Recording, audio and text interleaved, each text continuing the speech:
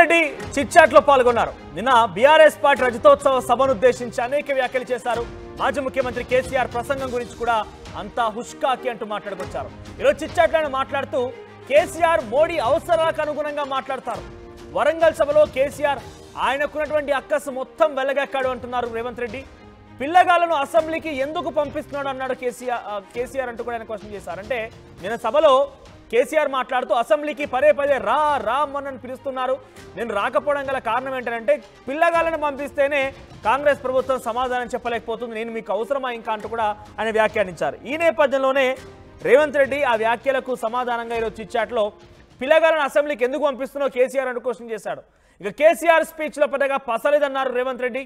నేను సీఎం అయిన రెండో రోజే కేసీఆర్కి గుండె పగిలిపోయినంత పని అయిపోయింది, నేను సీఎం కాలేను, ఆయనకి ఎప్పటికీ పోటీ రాలేనని చెప్పి ఆయన అహంకారపూరితంగా వెళ్ళారు.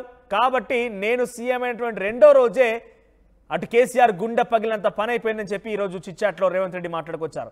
చాలామంది మా ఎమ్మెల్యేలు అంటే కాంగ్రెస్ ఎమ్మెల్యేలు హైదరాబాద్లోనే టైంపాస్ చేస్తున్నారట. ఈ వ్యాఖ్యాకంగా రేవంత్ రెడ్డి తమ పార్టీ ఎమ్మెల్యే ఉద్దేశించి కూడా మాట్లాడుకొచ్చారు. తమ పార్టీ ఎమ్మెల్యేలు అంతా కూడా చాలామంది హైదరాబాద్లో టైంపాస్ చేస్తున్నారు, తమ పథకాలని స్ట్రీమ్ లైన్ చేస్తున్నాం ఇప్పుడిప్పుడే. అయితే బీఆర్ఎస్ లీడర్ని అరెస్ట్ చేయమని డిమాండ్ వస్తోందని చెప్తున్న నేపథ్యంలో కానీ నేను అరెస్ట్ చేయకుండా చట్టాన్ని అనుసరిస్తూ చట్టం ప్రకారంగా నడుచుకుంటున్నానని చెప్పి ముఖ్యమంత్రి రేవంత్ రెడ్డి మాట్లాడుకొచ్చారు. ఇక 20 ఏళ్ళ నేను రాజకీయాలను ఉంటాను, ఇప్పుడు వదిలే ప్రసక్తే లేదు, ఇంకో 20 ఏళ్ల పాటుగా రాజకీయాలను ఉంటాను. గతంలో కూడా ఆయన మాట్లాడుకొచ్చారు. మరొక 5 ఏళ్ళు రాజకీయంగా నేనే ముఖ్యమంత్రి అని కూడా చెప్పుకొచ్చారు ఆయన. ఇప్పుడు ఒక 5 ఏళ్ళు కొనసాగుతోంది, మళ్ళీ ఒక 5 ఏళ్ల పాటుగా రేవంత్ రెడ్డి ముఖ్యమంత్రిగా ఉంటాడంటూ కూడా చెప్పుకొచ్చారు. నేను కమిట్మెంట్ ఇస్తే చేసి తీరుతాను. అందులో భాగంగానే ఇటీవల కాలంలో అద్దంకి దయాకర్కి ఎమ్మెల్సీ పదవి ఇచ్చారని కూడా ఆయన చెప్పుకొచ్చారు. మరోవైపుగా ఆప్షన్ లేక కొంతమంది అధికారులను కొనసాగిస్తున్నామని చెప్తున్నారు. ఆప్షన్ లేక అంటే బహుశా ఇక్కడ అర్థం చేసుకోండి, ఇంతకీ ఆ అధికారి ఎవరై ఉంటారని మీకు అర్థం కావాలి. ఇప్పటికే తనకు వ్యతిరేకంగా హెచ్సియు భూముల వ్యవహారంలో ట్వీట్ల ద్వారా తమ యొక్క మాటల ద్వారా వ్యతిరేకత కనబరిచినటువంటి స్మితా సబర్వాల్ని ఉద్దేశించే బహుశా మాట్లాడాల్సి ఉంటుందేమో అనేది కూడా కొంత ఆలోచించాల్సిన అంశమే. ఎందుకంటే ఇక్కడ ఆప్షన్ లేకనే కొంతమంది అధికారాన్ని కొనసాగిస్తున్నాను ముఖ్యమంత్రి రేవంత్ రెడ్డి చెప్పడం కొంత ఆసక్తి రేపుతోంది. ఇక రాహుల్ గాంధీకి తనకి మధ్య ఎటువంటి గ్యాప్ లేదు, మంచి రిలేషన్ ఉందని చెప్పి ముఖ్యమంత్రి రేవంత్ మాట్లాడుకొచ్చారు. ఎన్నికలకి చివరి 6 నెలల్లోనే తన పాలన పైన చర్చ జరుగుతుందని ముఖ్యమంత్రి అన్నారు. సో నిన్న కేసీఆర్ కూడా రజతోత్సవ సభలో ఇప్పటికే 7 ఏళ్ల కాలం పూర్తయింది, మహా అయితే ఇంకో 2.5 ఏళ్ల కాలం ఉన్నది, చివరి 6 నెలల మొత్తం కూడా పూర్తిగా ఎన్నికలకు వెచ్చిస్తారు. కాబట్టి ఇంకా మిగిలిన మహా అయితే 2.5 ఏళ్ల కాలం. ఈ 2.5 ఏళ్ల కాలంలో కూడా ఒరిగేది లేదు, పోయేది లేదు, ఈ ప్రభుత్వం ఏమీ చేయరు, మళ్ళీ వచ్చేది మన ప్రభుత్వమే అని చెప్పి కేసీఆర్ చెప్పుకొచ్చారు. ఈ నేపథ్యంలోనే ఇక్కడ ఆయన మాట్లాడిన మాటలో సీఎం రేవంత్ రెడ్డి చిట్ చాట్లో ఏం చెప్పారంటే చివరి 6 నెలల్లోనే తన పాలన ఎలా ఉంటుందనే దానిపైన చర్చ జరుగుతుంది, అటువంటి పాలన నేను చూపించబోతున్నట్టుగా ఆయన చాలా కాన్ఫిడెంట్గా చెప్పుకొచ్చారు. ఇక కగార్ విషయంలో ఆపరేషన్ కగార్ విషయంలో కర్రగుట్టలో జరుగుతున్న మావోయిస్టుల పైన ఈ కుమ్మింగ్ ఆపరేషన్లో జాతీయ స్థాయిలో చర్చ జరగాలని చెప్పి ఆయన అన్నారు. ఇక కగార్ పైన మా పార్టీ నిర్ణయం తీసుకున్న తర్వాత ప్రభుత్వం విధానం ఏంటి అనేది ప్రకటిస్తామని చెప్పుకొచ్చారు. ఆయన జానారెడ్డితో ఈరోజు భేటీ అయ్యారు. అటు ఆయనతో పాటుగా కేకే కూడా ఉన్నారు. కేకేశ్వరరావు, జానారెడ్డి, రేవంత్ రెడ్డి ముగ్గురు కూడా భేటీ అయ్యారు. వారి ముగ్గురు మధ్య చాలా సుదీర్ఘమైన చర్చ అని తెలుస్తోంది. ఒకటి బీఆర్ఎస్ పార్టీ సభ గురించి అయితే మరొకటి కగార్ అనే అంశం గురించి. ఎందుకంటే మావోయిస్టుల పైన కాల్పుల విషయంలో కొంత అటు బీఆర్ఎస్ పార్టీ వ్యతిరేకించింది. పెద్ద ఎత్తున బీఆర్ఎస్ పార్టీ ఈ రజతోత్సవ సభలో ఎంత అటెన్షన్ అయితే డ్రాగ్ చేసిందో తెలియదు, కానీ కగార్ విషయంలో మాట్లాడిన కేసీఆర్ వ్యాఖ్యలు అయితే పెద్ద ఎత్తున అటు దేశవ్యాప్తంగా అటెన్షన్ డ్రాగ్ చేశాయి. ఈ నేపథ్యంలో రేవంత్ రెడ్డి దానికి సమాధానంగా మరి ఎలా ఉండబోతోంది, ప్రభుత్వంలో ఉన్నాము కాబట్టి మావోయిస్టుల పైన దాడుల విషయంలో, మావోయిస్టుల పైన ఈ కుమ్మింగ్ విషయంలో, ఎన్కౌంటర్ల విషయంలో ఎలా స్పందించాలో అర్థం కాక ఒకసారి సీనియర్ నేతలతో చర్చించాలనే ఉద్దేశంతోనే అటు కేకేశ్వరరావుతో, జానారెడ్డితో చర్చించినట్టు తెలుస్తోంది. అయితే నిన్న సభలో కూడా కేసీఆర్ కగార్ గురించి మాట్లాడుకొచ్చారు. కగార్ని నిలిపివేయాలని చెప్పుకొచ్చారు. అందరూ కలిసి చప్పట్లు కొట్టండి, మీ యొక్క తీర్మానాన్ని అంటే మీరు అంగీకారం తెలిపినటువంటి ఆ విషయాన్ని తీర్మానం రూపంలోనే కేంద్రానికి పంపిస్తారని కూడా అటు కేసీఆర్ చెప్పుకొచ్చారు. ఒకసారి దీనికి సంబంధించి మరిన్ని అప్డేట్స్, అసలు రేవంత్ రెడ్డి వ్యాఖ్యలు ఎలా చూడాలి, అరెస్టుల గురించి మాట్లాడారు, ఆయన అధికారుల గురించి మాట్లాడారు, కేసీఆర్ ప్రసంగం గురించి మాట్లాడుకొచ్చారు, పార్టీ ఎమ్మెల్యేల గురించి మాట్లాడుకొచ్చారు. వీటి గురించి అప్డేట్స్ తీసుకుందాం. ప్రతినిధి మధు సిద్ధంగా ఉన్నారు. ఎస్ మధు, సో ఫస్ట్లీ మనం కాంగ్రెస్ పార్టీ ఎమ్మెల్యేల గురించి మాట్లాడుకుందాం. సొంత పార్టీ ఎమ్మెల్యేలే టైం పాస్ చేస్తున్నారని చెప్పి సీఎం రేవంత్ రెడ్డి చాలా ఆగ్రహంతో మాట్లాడినట్టుగా అర్థమవుతోంది ఇక్కడ ఆయన మాటల్లో. ఏంటి, ఎవరి గురించి ఉద్దేశించి మాట్లాడారైనా వారిపై ఎటువంటి యాక్షన్ తీసుకునే అవకాశం ఉంది?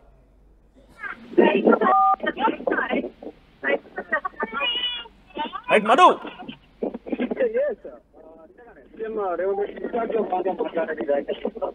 ఏదున్నా చట్ట ప్రకారమే నడుచుకుంటారనేటువంటి స్టేట్మెంట్ చేశారు.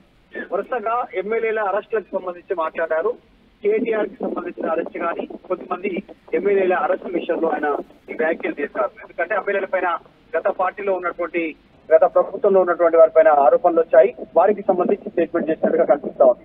అరెస్ట్ చేయమని డిమాండ్ చేస్తే నేను అరెస్ట్ చేయడానికి సిద్ధంగా లేదు, చట్ట ప్రకారం పోతానన్నాను. అది కేటీఆర్ ఉద్దేశించి కూడా అనొచ్చు ఒక మాటగా చెప్పాలంటే. ఎందుకంటే కేటీఆర్ అరెస్ట్ చేస్తే చేసుకోండి, ఇది లొట్టబిస్ కేసు అంటూ గతంలో మాట్లాడారు. వాళ్ళ ఈ రేసు సంబంధించి మేబీ దాని గురించి మాట్లాడే అవకాశం ఉంది. చాలా స్పష్టంగా ఒక క్లారిటీతో ఉన్నానని చెప్పారు. రాజకీయ పరంగా 20 ఏళ్ళు రాజకీయాల్లో ఉంటానని చెప్పారు. ఒక గతంలో చెప్పాను నేను సీఎం అవుతానని, అదేవిధంగా సీఎం అయ్యాను, నాకు తెలుసు రాజకీయాల ఎలా అవగాహన చేసుకోవాలో, ఎలా ప్లాన్ చేసుకోవాలో నాకు తెలుసు అంటూ మాట్లాడారు. ఇంకొకటి పొలిటికల్ కమిట్మెంట్ కి సంబంధించినటువంటి నేను ఇచ్చేటువంటి కమిట్మెంట్ సాదా సీదాగా ఇవ్వను అంటూ 2 అంశాలు చెప్పే ప్రయత్నం చేశారు. ప్రభుత్వం ఇచ్చిన హామీలు, పథకాల విషయాన్ని, తర్వాత అద్దంకి దయాకర్ కి ఎమ్మెల్సీ ఇస్తానన్నాను, ఎమ్మెల్సీ ఇచ్చాను, ఎలాంటి వివాదం లేకుండా చూశారు అంటూ స్టేట్మెంట్ చేశారు. ప్రభుత్వ పథకాల విషయంలో కూడా కమిట్మెంట్ ఉన్నాను, మా ఇప్పుడు సంవత్సర కాలంలోనే ఇవన్నీ కొన్ని పూర్తి చేశాము, మిగతా మా టర్మ్ కంప్లీట్ అయ్యే లోపల మిగతా అన్ని పథకాలు కూడా ఇచ్చే ఇంప్లిమెంట్ చేసేటువంటి దిశగానే ఆలోచన చేస్తాము, ఇచ్చిన తర్వాతనే ఎలక్షన్స్ చేస్తాము. అయినా నా పనితీరు కీటురాయి సంవత్సరంన్నర కాలం ఇప్పుడు కాదు, ఒక ఎన్నికలకు 6.5 సంవత్సరాల టైంలో మాత్రమే నా పనిరాయి, నా పనితనం ఏంటి అనేటువంటి అప్పుడు చర్చ జరుగుతుంది అంటూ స్టేట్మెంట్ కూడా చేశారు. ఆయన చేస్తున్న సందర్భంలోనే ఇదంతా మాట్లాడారు. తర్వాత ఇందిరాగాంధీ గురించి కూడా మాట్లాడారు రీసెంట్ గా. ఎందుకంటే ఇందిరాగాంధీకి ఇచ్చినటువంటి నాయకురాలు లేరు అంటూ మాట్లాడారు. ఒక దేశాన్ని ఓడించిన చరిత్ర ఇందిరాగాంధీకి ఉందంటూ మాట్లాడుతూనే కేసీఆర్, మోడీ వాళ్ళ అవసరాలకు అనుగుణంగా మాట్లాడతారు, కానీ మేమేం అలా కాదు అంటూ స్టేట్మెంట్ చేశారు.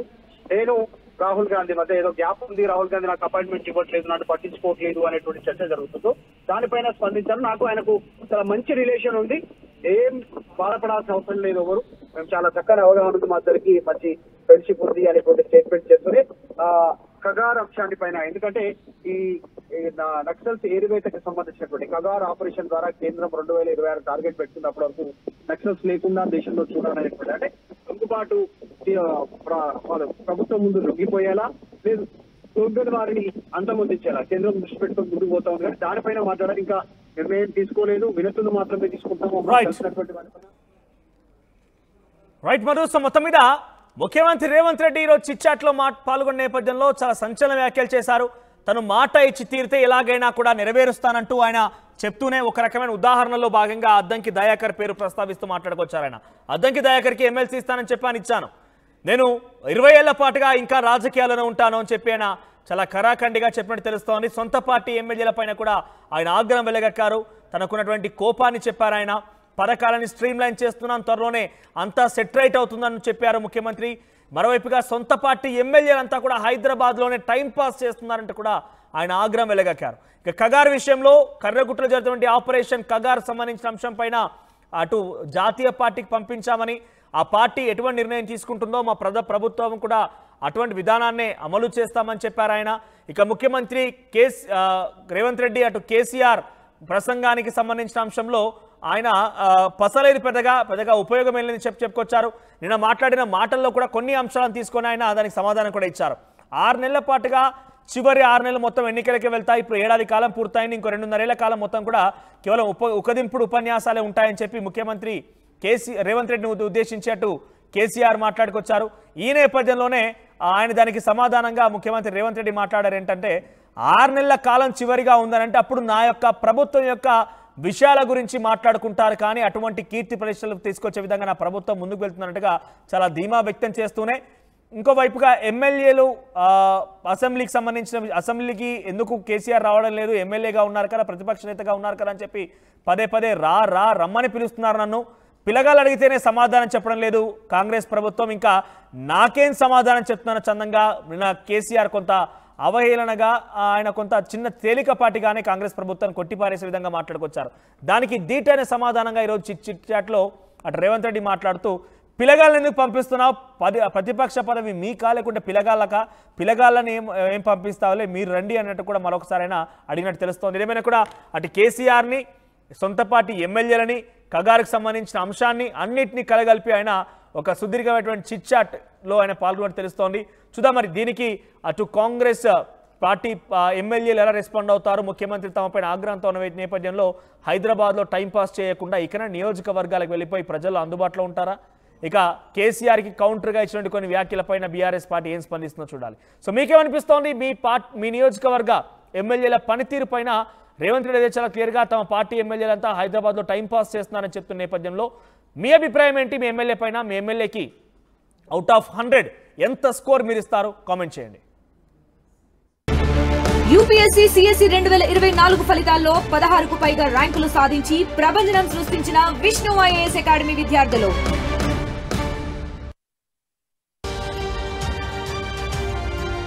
Fast track your career with programs tailor-made for the industry. KLH Global Business School. RTV app వార్తల్ని క్షణాల్లో చదివే అవకాశం ఉంటుంది. ఒక న్యూస్ పేపర్, ఒక టెలివిజన్ ఛానల్ మీ చేతుల్లో ఎప్పుడూ ఉంటాయి.